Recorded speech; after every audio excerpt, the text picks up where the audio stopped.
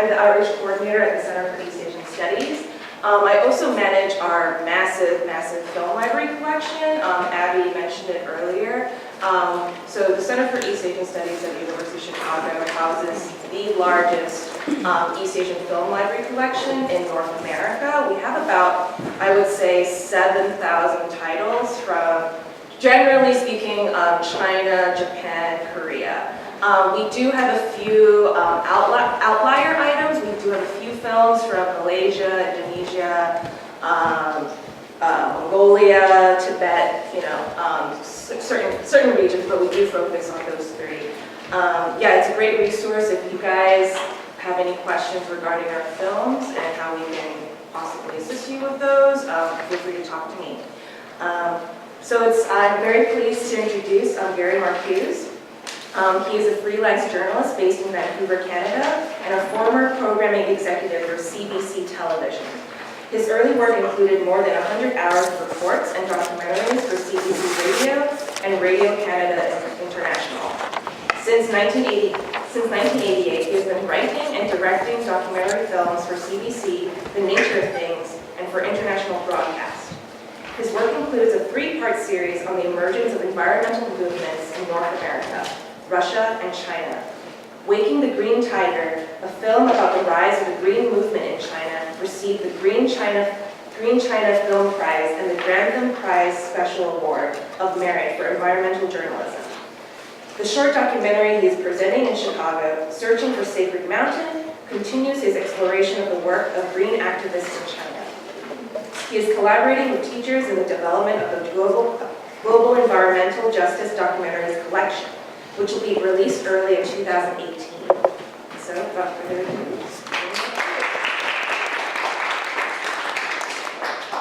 Thanks, Myra. Wonderful to be introduced. I'm really delighted to be working with you guys. For one thing, for documentary filmmakers, having your work looked at in classrooms is like a dream. We always think that people are going to be intensely involved with the subjects that we document, that they're going to watch our films and that they're going to talk about it immediately afterwards or over the water cooler. Often, of course, that doesn't happen. They go on to the next show, life intervenes. But in a classroom, you often create context, you create pre-discussions, we fit into a curriculum plan that you're doing, the students are engaged, and they have a chance to discuss their responses and integrate the material afterwards. That is, I think, what, as filmmakers, we all hope will happen, because there's a potential there for sharing stories that we need to share in order to move forward culturally, societally, locally. So it's rare to find an independent documentary filmmaker who isn't passionate in this way, because it's not a paying profession always, but it's one that has extraordinary rewards, I guess, for those of us who work in it, and potentially for people who view it as well. So in addition to making, I've actually often supported myself not by making documentaries, but by making classroom resources where we can actually share the expense out over a large group of people and make these films available.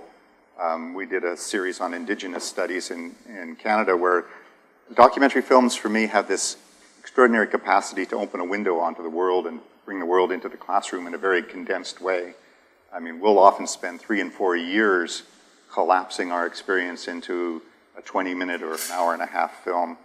And it just, I think, speaks to hearts and minds in a wonderful way.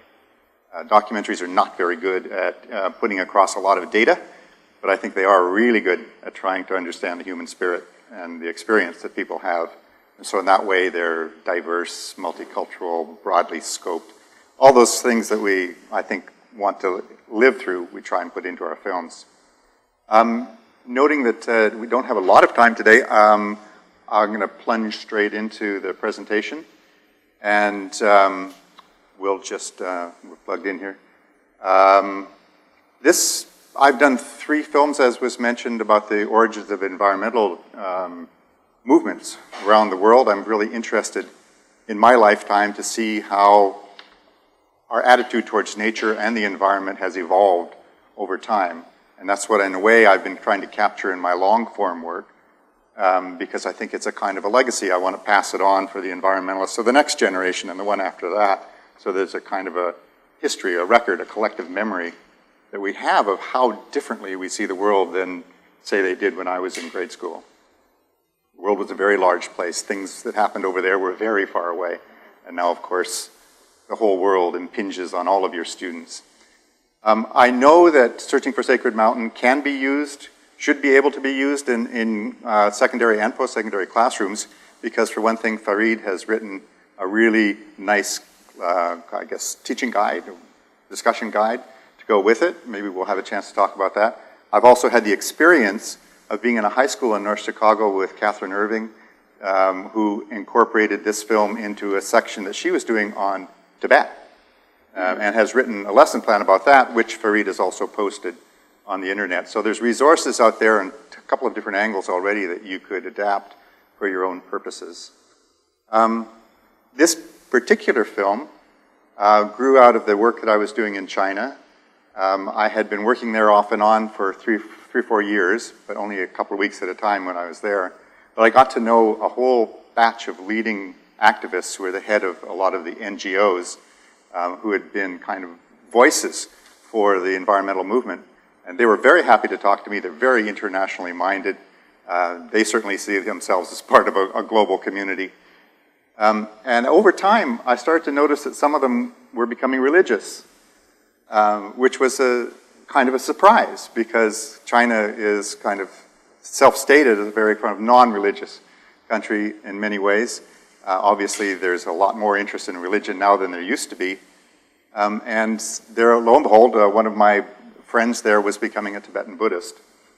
And I thought that's a very challenging kind of Buddhism to take up the study of, because it's very complex and, to me, a sort of mysterious religion.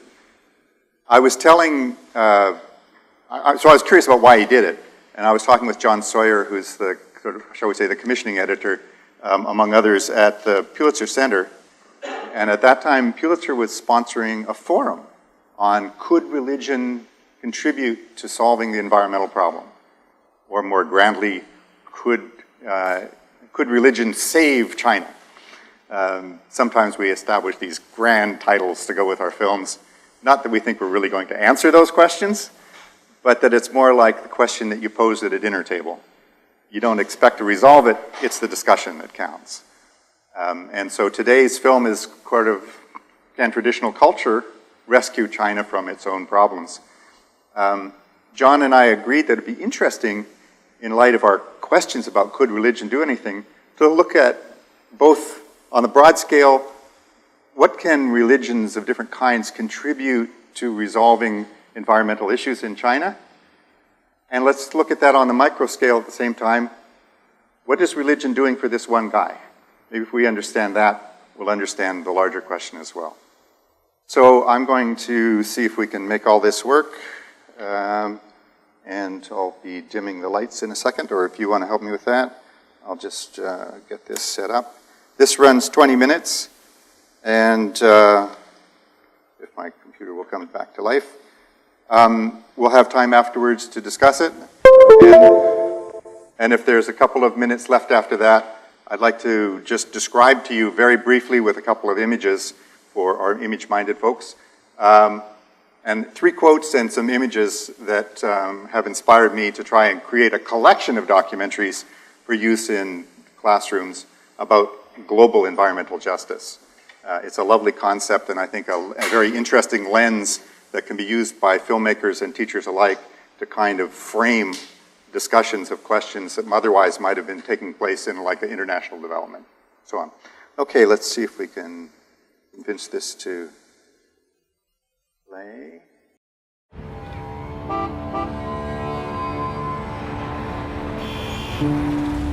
In downtown Beijing, on the 20th floor of a high-rise, one of China's senior environmental reporters is becoming a Buddhist.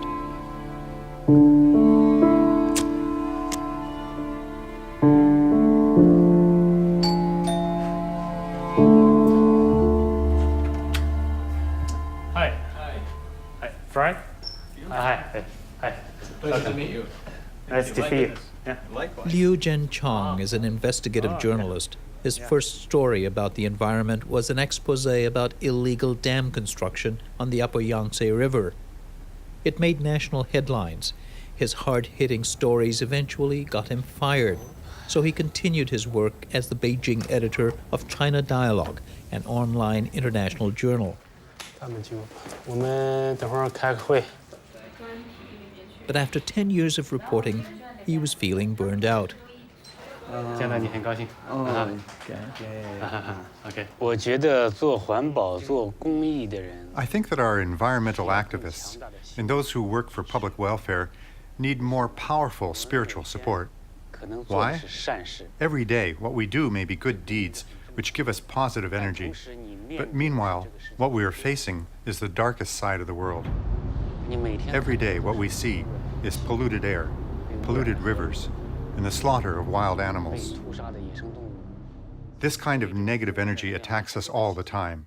We've been working on environmental protection for a long time, but the situation in China is getting worse every day. 我们的力量从哪里来？ Where do we draw our strength from?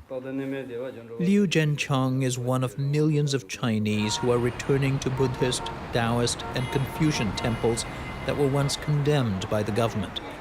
A little more than 4 decades ago, during China's Cultural Revolution, many Buddhist temples like this one in central Beijing were destroyed or defaced. Today, these temples are alive with worshippers. By some accounts, 1 out of every 5 Chinese, 240 million people, call themselves Buddhist. Some scholars say this search for faith is linked to China's massive environmental problems. In a world in which capitalism and socialism and consumerism have created a kind of industrial behemoth that is just thundering ahead, that is draining life out of the villages, that is polluting the soil and the air and the water, you have a heartless world. How on earth do you stop this juggernaut? Palmer has been working in China for nearly 20 years, urging religious groups to respond to this crisis and to encourage conservation. Natural order is one of simplicity, and it is also one of generosity, and it is also one of knowing that you are part of something much bigger. In 2006, he realized this message was also being heard by the Communist Party. I was called in for a meeting with the Minister for the Environment, Minister for Religion, and these 2 Communist Party officials said, we want the religions to help us bring compassion back, bring a sense of belonging to something bigger than just me back into our communities. It is putting a heart into a heartless world. 我们的心在这里，对。但是我们还是永远看不到自己。 The battle for the hearts and minds of more than 1 billion people can only take place 1 person at a time. But what is it that finally persuades an individual like Liu Zhenchang to change? To cross the gap from atheism to belief, or in his case, to Tibetan Buddhism, one of the smaller branches of Buddhism with about 5 million adherents. Shirley Hong is a journalist and filmmaker. She's known Zhenchang for more than 10 years, but she was still surprised by his decision. When I learned that Jianqiang was converted, I was really shocked. You know, our generation, like we have been raised as atheists through childhood. We were taught that, all religious beliefs are, superstitious. So it's very hard for me to believe in any religion. I feel there's a huge gap. I want to know what has made him to cross that gap. So I want to kind of do a story about them. In order to find out what inspired her friends to become Tibetan Buddhists, Shirley Hong took a film crew and set out from Chengdu into the western mountains that were once part of an ancient Tibetan empire.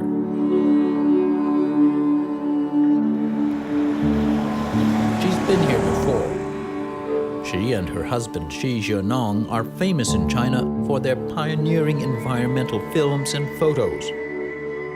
They made their first film about golden monkeys 15 years ago. That film helped raise awareness about endangered species in China. According to Conservation International, this whole region is one of 35 global hotspots for biodiversity.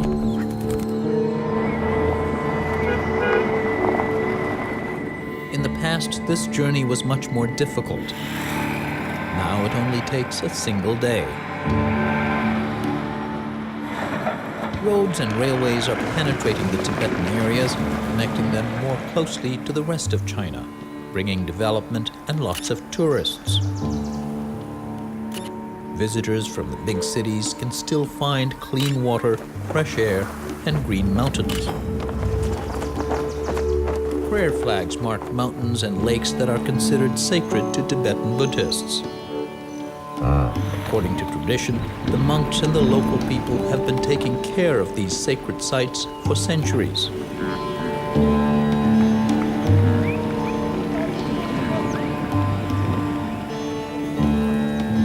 Much of the plateau is still pristine. This entire region is known as the Water Tower of Asia because it's the headwaters of the Yangtze, the Mekong, and the Yellow Rivers. So what happens here also affects millions of people downstream. Shirley Hong's destination is a small town clustered around a monastery at Baiyu. She's come to visit a monk named Tashi Sangye, who lives near the monastery. He's the kind of monk that John Chang wrote about when he spent a year with the Tibetans. The sign at the gate says this is an NGO, an environmental group that protects the land and the wildlife around Baiyu. The membership includes yak herders and monks. 太好了，太好了！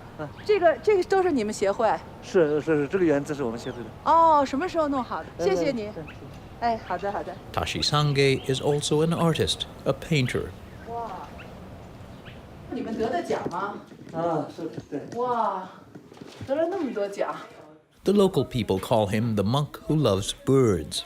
是那个藏务的区域里面的所有的寺院，这里有22个寺院的。Recently, he used one of the paintings to protect the Tibetan bunting, a very rare bird. 然后就是这个就是城市知识。 This is the sacred bird of Nanguching. 哦，这些就是这些活佛的签名和盖的章。 And these are the signature of living Buddhas. We have blessings from 22 living Buddhas from all temples around here.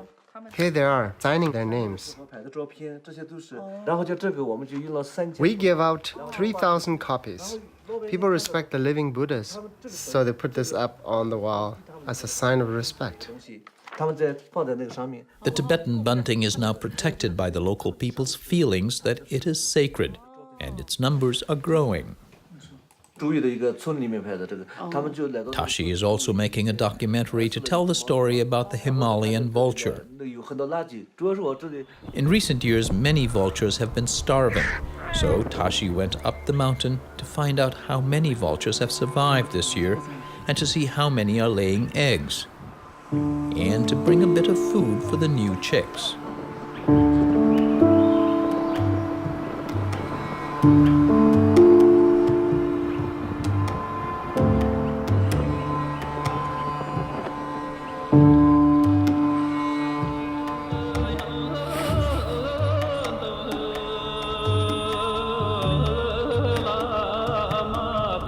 The other monks say he must have had wings in an earlier life. His work combines old traditions and new technology in a way that presents nature and vultures in a new light. 远远的看就是好像对脑袋是秃的，然后身上灰灰的，觉得很难看，而且他们去吃死的东西，这我们不喜欢这个鸟，但是看了你的片子，我们觉得这个非常漂亮，其实这个开始喜欢它。其实这个很漂亮的。对。 They are beautiful indeed. 其实我们这里的东西。 Before we could only see the animal from far away. We couldn't see the details. Now we can enlarge the image and see such a beauty, and they are precious. 本来想藏民族就是。 We Tibetan already respect living things. Now we can respect them even more. 尊重它的。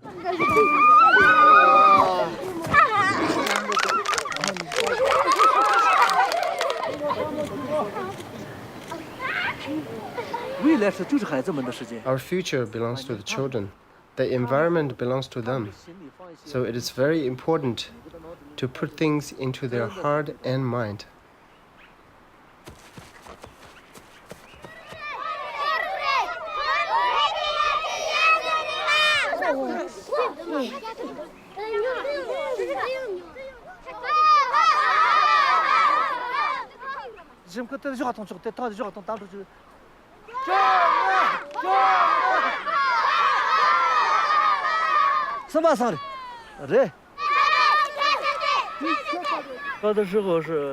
When I was little, our family tent was over there.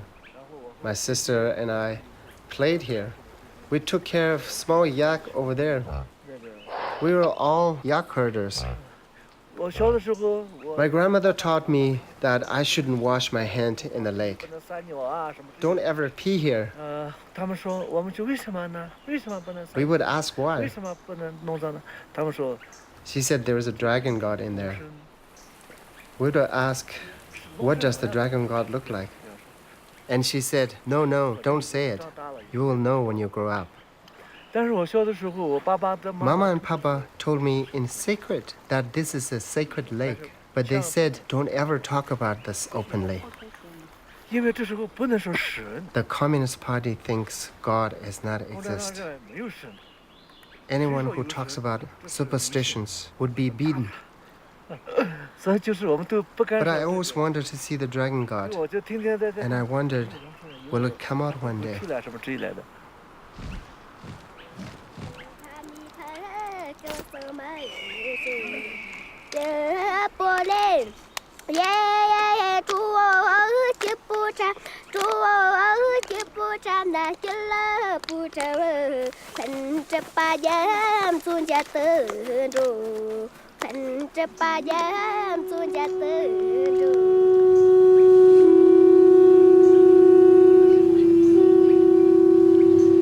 Today, this lake is the scene of annual gatherings of Buddhist monks. It's also the site of a special meeting between Buddhists and scientists.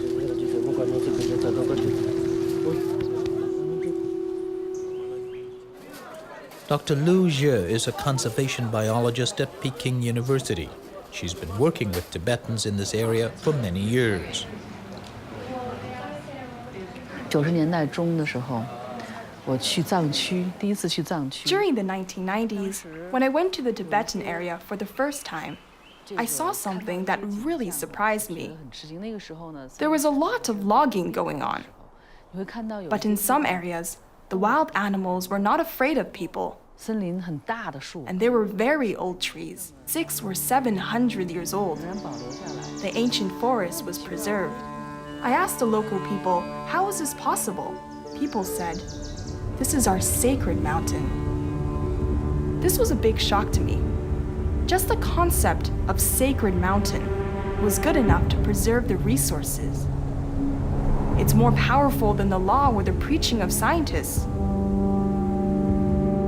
现在的这个神山圣湖哈 Today, the system is still functioning. 仍然在起作用。它有一个核心区 In the core area, nothing should be touched. 更大的区域就是 Then, in a broader area, killing is not allowed. 破坏生命的这个事情。 No living beings should be harmed. 我们做了鸟类的调查。 We did a survey on birds, and we discovered that wherever the belief in sacred mountains is strong, there is greater biodiversity. So this shows scientifically the environmental value of sacred mountains. Then, for 2 years, Dr. Lu and her students used GPS to map the sacred mountains in the Ganzi district of Western Sichuan province. They found an average of 3 sacred mountains near each monastery in the district. In the United States, the protected area would be about the size of Vermont and New Hampshire combined. Nearly 1/3 of the land is in sacred areas. 然后谁来保护？ Who will protect the environment? 国家的那个主要是政府的觉得， In the West and in China, it is government responsibilities. 拿工资的那些人来保护，政府的主要。 But the Tibetans don't think of that way. If you think of that way, you are not Buddhist. 你就是保护人。 You are the protector. No matter if you are a newborn or 80 years old, you are all protector. You have responsibilities. All life should be protected. In some districts, local governments are recognizing the sacred mountains, and some are even hiring Tibetans to take care of the national nature reserves. The cultural values of Buddhism are very comforting to the scholars of conservation. I felt at last we found a way, and I began to gain confidence in humanity. These Tibetan people are not wealthy, yet they can still think of other creatures. Not just other people, other creatures. This is altruistic behavior. If they can do it, there's hope that other people can do it as well.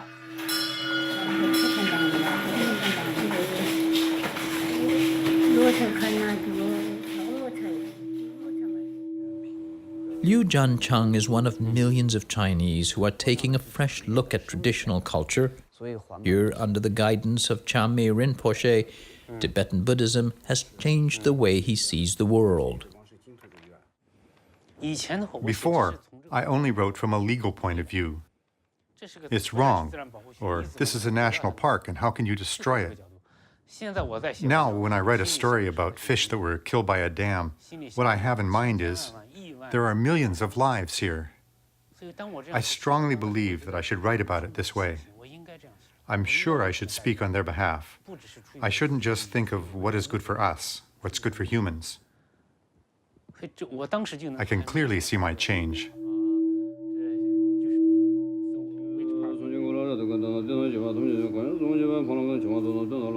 Observing this new interest in religion and conservation, China's Communist Party is now cautiously supporting it. Former State Councilor Mr. Dai Bing Guo spoke at the annual forum on ecological civilization and Buddhist culture. Traditional culture promotes harmony between man and nature and encourages limited consumption and a simple way of life. We support this. We don't oppose taking from nature. We do oppose over-exploitation. We want Gold Mountain, but we also want Clearwater and Green Mountain. I think one of the things that I've seen over the last few years, and increasingly so, is a sense that if there is going to be some kind of Chinese solution to these issues, it is going to come out of Chinese traditional culture. So my sense is that this partnership between religion and the government around environment is only going to get stronger and stronger. There's hope these handshakes signal real support for ancient traditions of respect for nature in a society that has paid a heavy environmental price for progress in recent decades.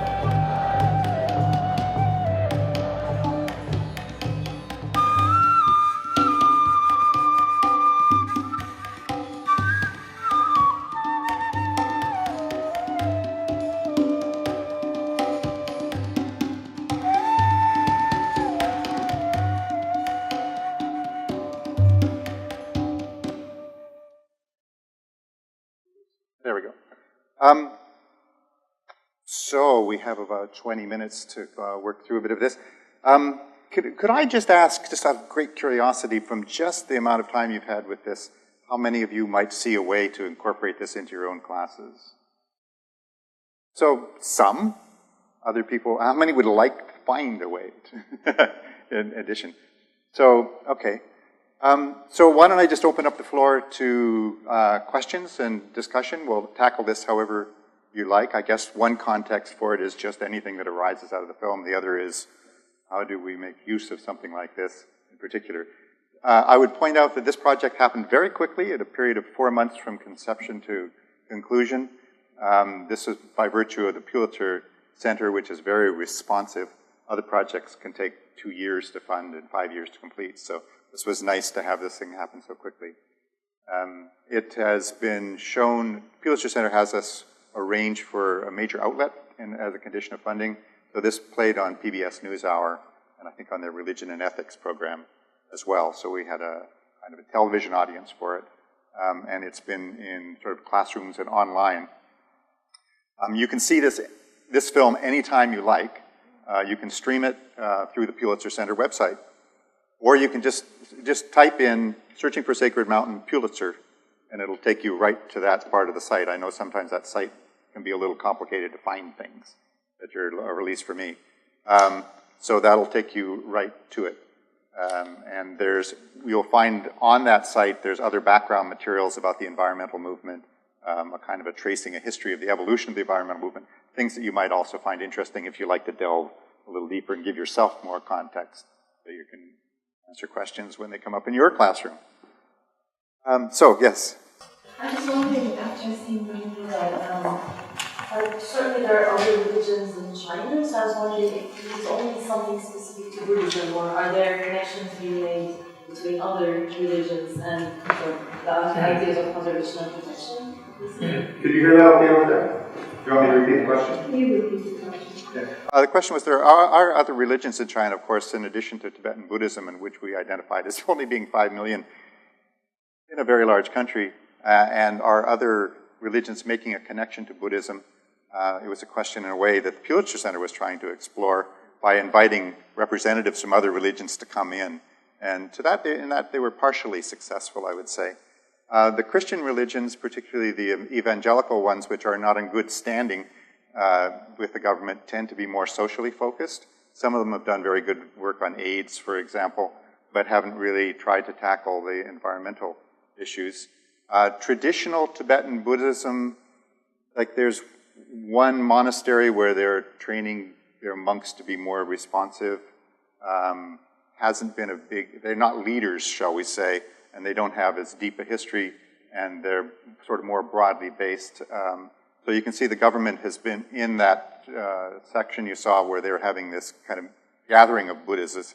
There's a general interest in, I think, in Buddhism, but it's probably like society as a whole, kind of hit and miss, off and on, but growing over time. We didn't actually try to explore in any depth. You could go to other monasteries and document those things. We thought we'd focus on how this kind of religious inspiration fueled this one guy to, In the rest of the documentary, does that one gentleman explain what the impetus was for him to convert? Does he go into detail about what led him to return to Buddhism? Our other documentary? No, this is all we have here. Yeah, so the question is there more to say about, particularly about Lu Jiancheng and his kind of adventure and his movement into Buddhism? I can add to what's here. We kind of kept that down in scale.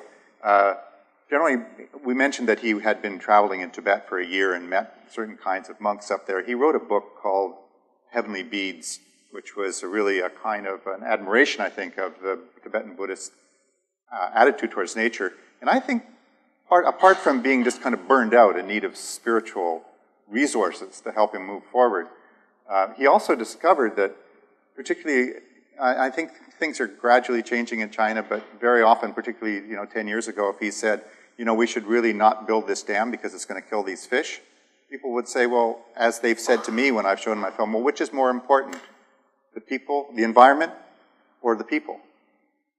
Putting these things in contrast, development being obviously supportive, because the Chinese are very proud of the fact they've brought hundreds of millions of people out of poverty.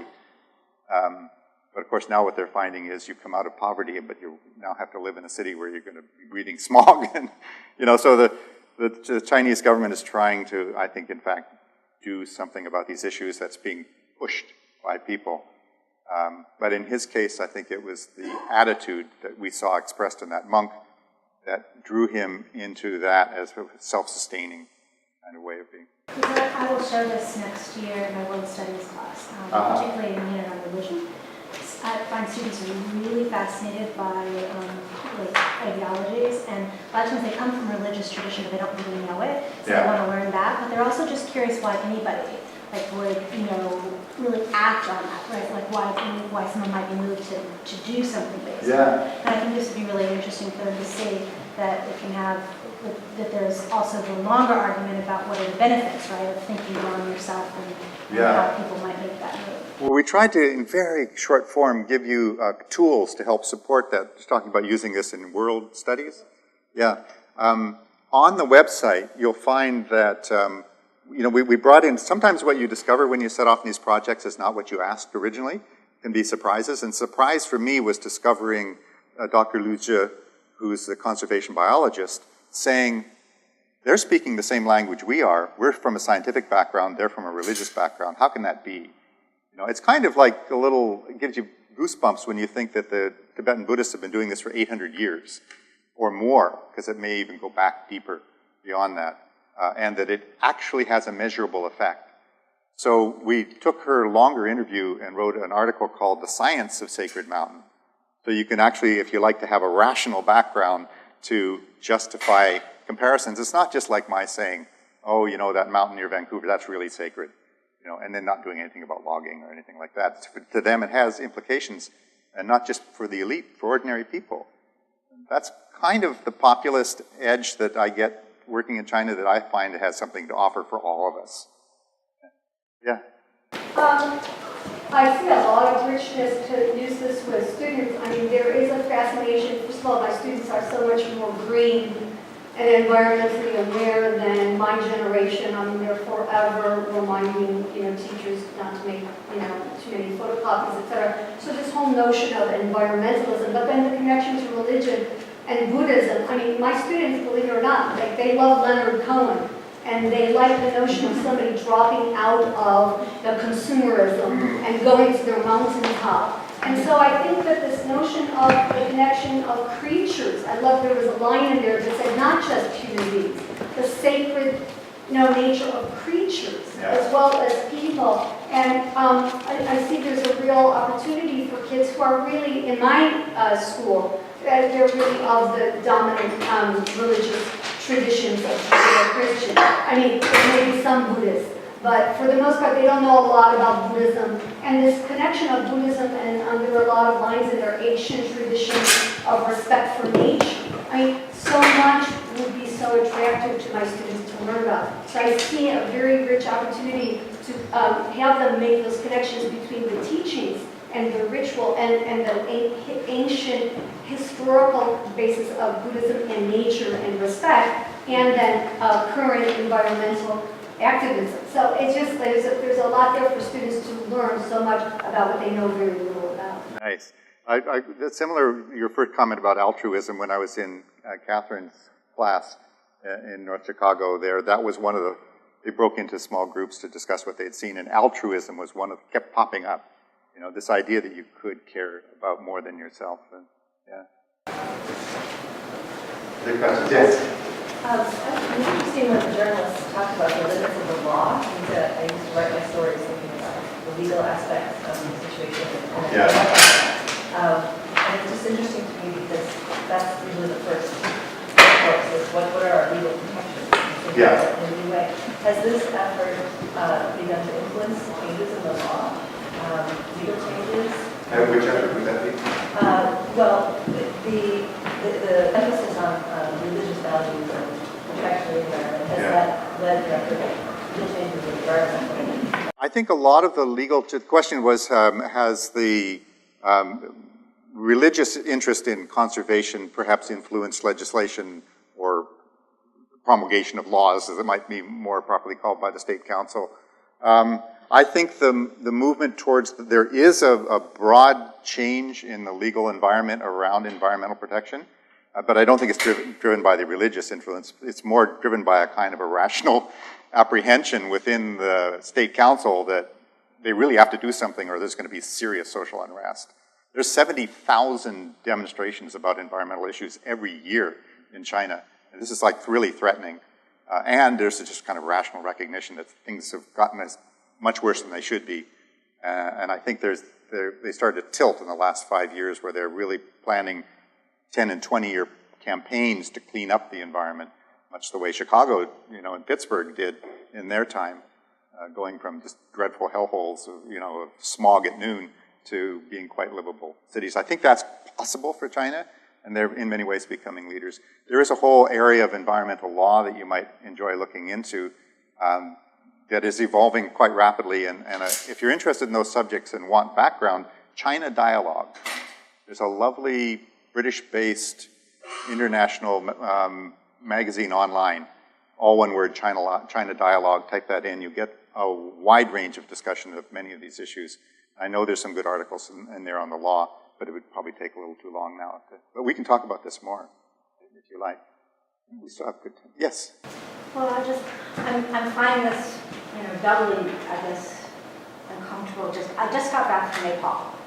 And one of the wonderful things, about seeing the film was, the familiarity of the images, many of the people, many Tibetans living in Nepal. In Nepal, you walk down the street and like the school children that I'm working with, they'll pop a piece of candy in their mouths and just drop the wrappers. And I bend down and say, wait. You won't get another one unless, and they go, oh, you must be a Buddhist. Oh, you must be a Buddhist. But I guess the problem I'm having is just, so this is really interesting that the Chinese government is, kind of embracing Tibetan Buddhism in lieu of or in view of the political climate of Tibet-China relations, because of course there is no Tibet currently. Technically, as far as China is concerned, Tibet is China. So it's Chinese Buddhism. And so I'm kind of trying to figure out, can you comment a little bit about? There is obviously an enormous and complex context for this film, which we leave out the entire notion. Yeah. So we're trying to focus on something people haven't seen. There's been a lot of reporting, of course, on the situation in Tibet since the Chinese invaded there and drove out the Dalai Lama and is now in exile, and the whole Tibetan community outside of China has become an enormous, I think, positive influence on the world. And clearly the government is endorsing the conservation aspect because that suits them. It suits the country, so to a certain extent it reflects reality. But of course they don't and also endorse the Tibetan aspirations for self-independence. And are they actually labeling it Tibetan Buddhism? And for those of you who aren't familiar, Buddhism is not all the same in all different areas. Tibetan Buddhism is unique, and I don't know enough about it to understand exactly all of the ways that it's unique. Yeah. But so to hear the Chinese government kind of embracing Tibetan Buddhism, I was just wondering if you encountered the politics and if you can explain a little bit about. Well, to give you an example, when we filmed this piece, we figured, how do we go find out what the influences were that affected Liu Jianchong? I'm in Beijing, where I've been many times. I can go there as a journalist. But if I tried to go up in the Tibetan plateau, I would need special permission to get into Tibet. This was actually in Sichuan province, but still, the village where my co-director, Shu Lahong, took the crew up there. And she could kind of disappear because she's like a news crew from some Chinese television station. Nobody pays attention. If I were there, white hair, Asian, non-Asian, I would definitely attract attention, and probably the police would want to know why she's there, and people we would want to talk to wouldn't feel comfortable. And so we just avoided that problem by me staying in Vancouver and editing it while she shot it.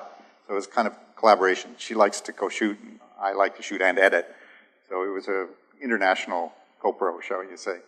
But it's very contested and very difficult and hard for journalists to get into Tibet. I mean, there are environmental issues like mining and building of dams that are going on in Tibet right now, and it's going to be very hard to get coverage of those things in any kind of broad way. If you get a chance to see the other film I did, Waking the Green Tiger, you see that in southern China, in Yunnan province, ordinary people were able to successfully organize and stop a dam. It's much more difficult in Tibet. So that political future which hangs in the balance is destructive to the environment in that way as well. Just interesting. Yeah, so much. It's just making me like really. Well, we tried to infuse this with like 20 different angles that you could take to try and, to start a discussion. Yes? This is quite interesting. Well, I'm going to bring us a little bit like home, which is the United States of America. We're talking about children. We are looking at children, understanding issues that relate to the environment and religion. These examples are out there in China or China. Basically, in the United States of America, what we discuss, what we see so vocally is the merging of religion and politics. I think that's where the vocal aspect of it comes in. That what you've just shown us now is not politics, although there is an undertone of politics, but it is not politics. It is the environment, nature. Now, if we are showing this frame, for example, to students in the class, they'll be fascinated at what's happening. Now, but there's a big question that needs to be asked. What about here? How does this happen? How do we come by? I come from a society where pollution is a problem because of oil exploration. Yeah. So I know a little bit about what situations affect my people. So can we look at that a little bit and kind of think outside the box? How do we look at the situations in the United States of America, local situations? For example, if we go to the west side of Chicago, it is totally different from the north side of Chicago. Now, how do we bring the minds of our children to look at that, to look at the west side of Chicago and look at the north side of Chicago and ask the question, are we in the same Chicago? And what can we do to be part of this society to effect change, to change things, to be so involved and engaged?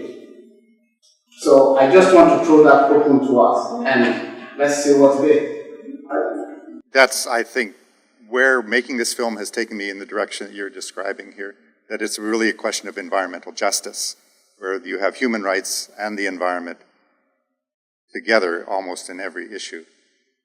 I think one interesting, just a short observation about what's happened in China that's quite striking to me is that unlike Canada and the United States, they have in a way depoliticized the environment. There's a lot of latitude. So if somebody proposes something in China about the environment, they don't say, oh, he's a left-winger. You know, it's not associated with a political party. And the environmental activists in China have been very sophisticated about this. They have a lot of friends inside government who support quite radical regulation of the environment. And they've been very good at making great progress, partly because they haven't identified themselves as being in opposition to the government. Which, you know, if they tried to be the democratic movement with environment as an issue, it would fail. Because the party, central party, is so closely controlling the kind of political challenges to the party. But environment has escaped that association. I know in Canada, a lot of the environmental initiatives are shut down because the government feels like it's a challenge to the government, or they'll say, oh, this is being funded by American conservation groups, and this is interfering with our right to control our own environment. So they're all very political contests going on there. I'd like to, just in response to that, because we have only a couple of minutes, take 5 minutes. You want me to take another question? I'll take about 3 or 4 minutes to show the couple of slides. I'd like to, if we could, and then we can come back to it. But doing this work and visiting these classrooms and talking to teachers like yourself has really about how do we get these questions discussed. We need a broad range of films to do that. And so I've just, like you're the first to know this week, been able to obtain a grant from the Luce Foundation to develop a global environmental justice documentaries collection to put more materials, more classroom resources into your hand along with teaching guides. And I wanted to, if I could, just to provoke a little thinking about this, show you about 3 quotes and a couple of associated images just to show what I'm working on at the moment. And so that'll just take us a moment here. So, it's a lovely image of the kind of the global nature of the environment. I've been thinking, I mean, you guys are working on global issues, and to me, environmental justice, which has had deep roots in the United States going all the way back to the 1980s, of observing exactly what you're describing there, the inequality, shall we say, there's an unfair sharing. The rich are not getting as much of the environmental pollution as they own, shall we say. It's being foisted on other people. So a first quote from the Pope.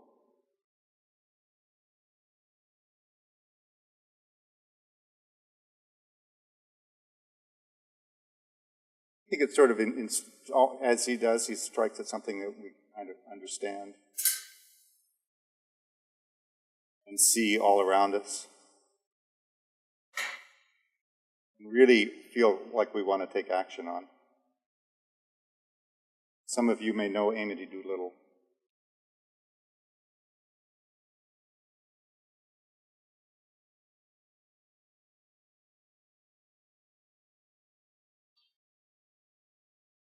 So I think there's a whole theoretical construct around this, and it also speaks to the deep roots that we have in human rights movement and tries to merge them more with, I think, the environmental movement, which is sometimes seems to stand apart from social issues in the name of conservation.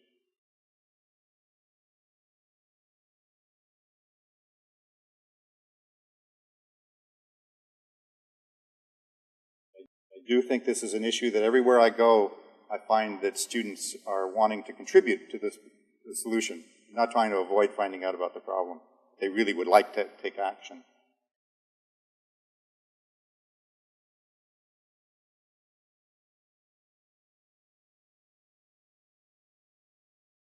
And as a filmmaker, it's that how do these issues interact with humans, with us, with people, is always, I think, what we call the human side of it, or the story arc, or the attempt we make to make this relevant. It's not just data.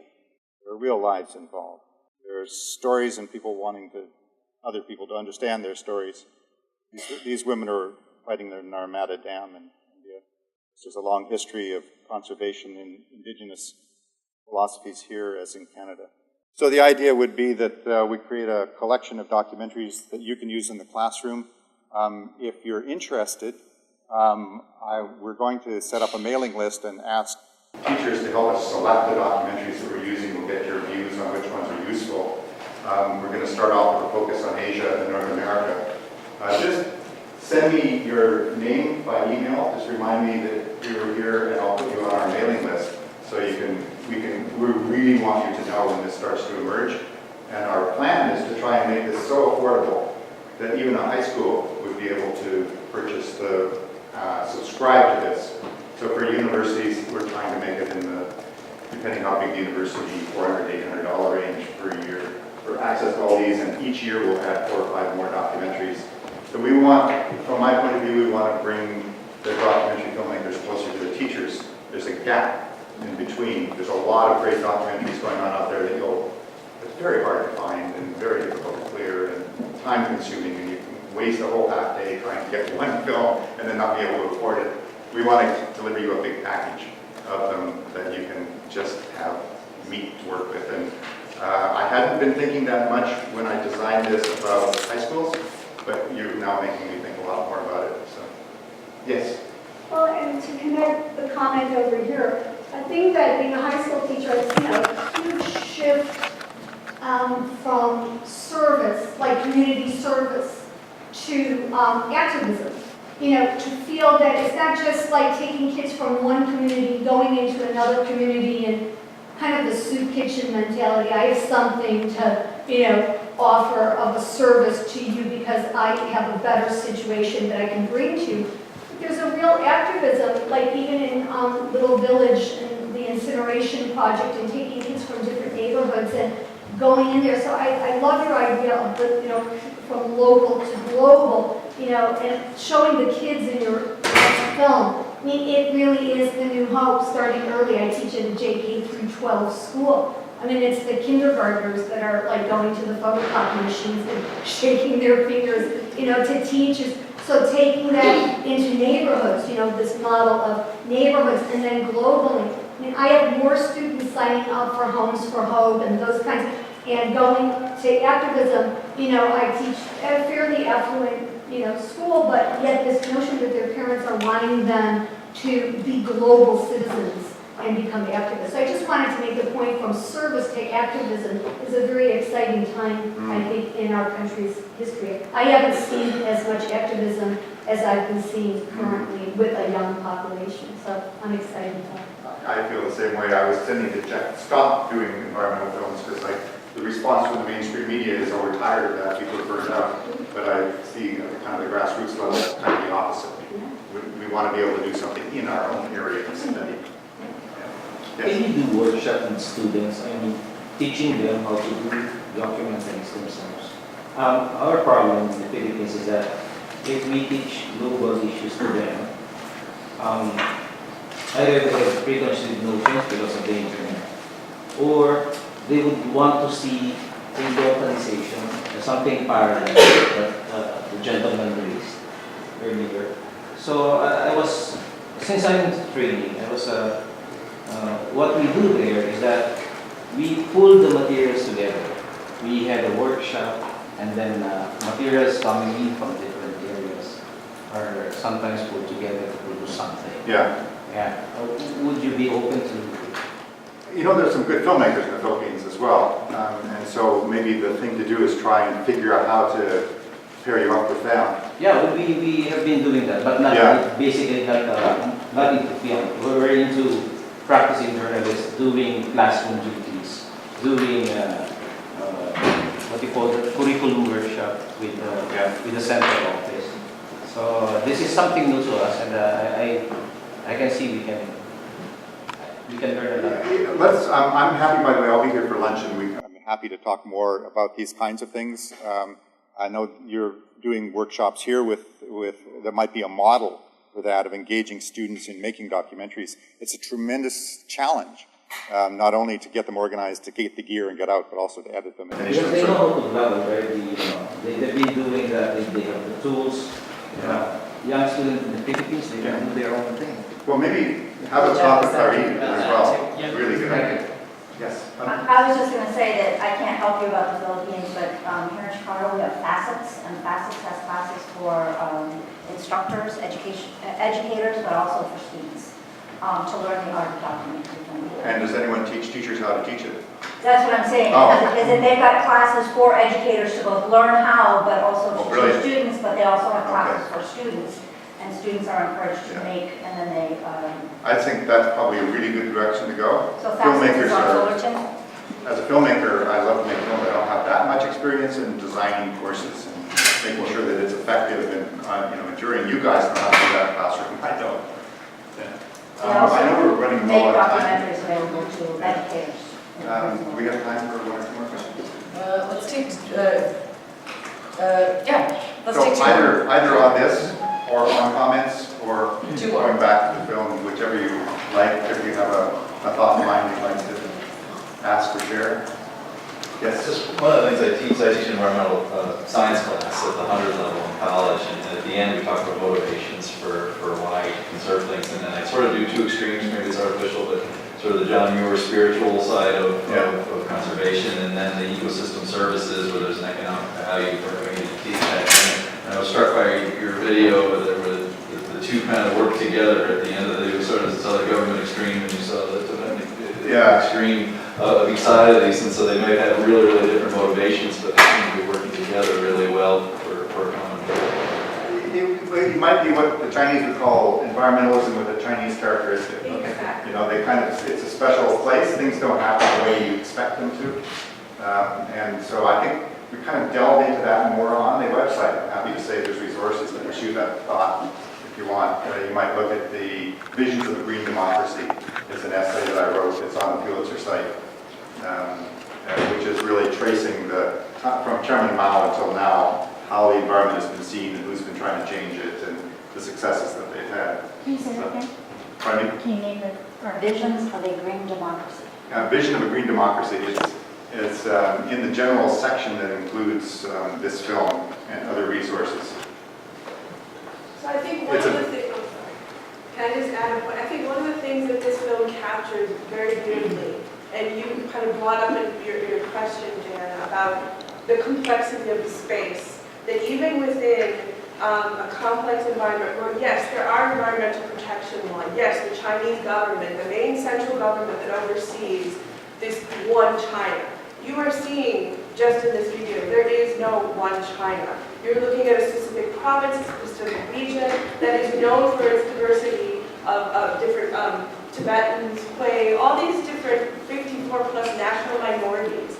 But beyond that, there are spaces in which people can maneuver, and you have witnessed, I think the film beautifully shows, through religion. Of course, the government has a mouthpiece that they're going to say, we liberated Tibet, we liberated them, and they have brought tremendous change.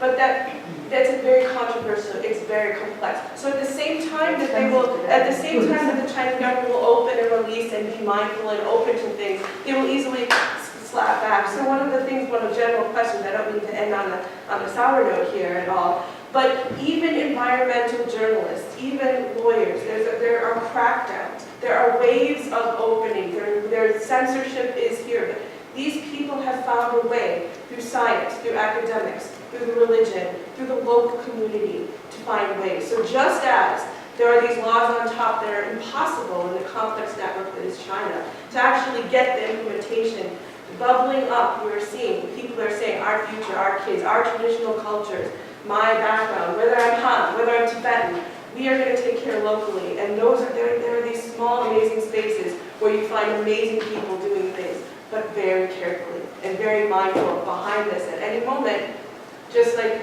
Gary, you said beautifully, that you work with the right people, but just having a foreign presence could cause problems. And the fact that they were able to get the information and create this amazing, to show you those spaces. So it's inspirational, but behind that is some of the complexities. I just wanted to point out a follow-up question about additional resources. If some of you maybe potentially came to a previous event, an international educator workshop, we specifically focused on out-of-EDM curriculum. And this talks about slow journalism and the techniques and the way that you can bring into classrooms. Just walking your neighborhood, bringing the global local. So I encourage you, if you have any questions about that, we had a speaker at, was it Don Bent, who was a former, so some of you are shaking your heads. Those resources are available on the UChicago Educator Outreach website. We'd be happy to forward materials. These are things that you can take back to the Philippines that you can use and give. These are amazing resources that show specifically how to implement in the classroom. But the best thing is you're going to be finding out more today from and have a little more hands-on and seeing as you're thinking and developing ideas with Pulitzer. So. Did you say it is a Pulitzer funded project. Thank you, Meredith. Yes. My goodness. It's called Out of Eden or Eden? Out of Eden. So basically, traced a journalist who started walking kind of the main route of, we'll say, human migration and documented every 100 miles. Yeah, we'll talk about it. Yeah, you'll talk about it. So we are now, I'm going to go ahead and pause. When we look at the clock, we don't want to take your break away. Take 10 minutes, and then we will be back on track. But Gary is here, so please reach out to me. Can we give him a big round of applause?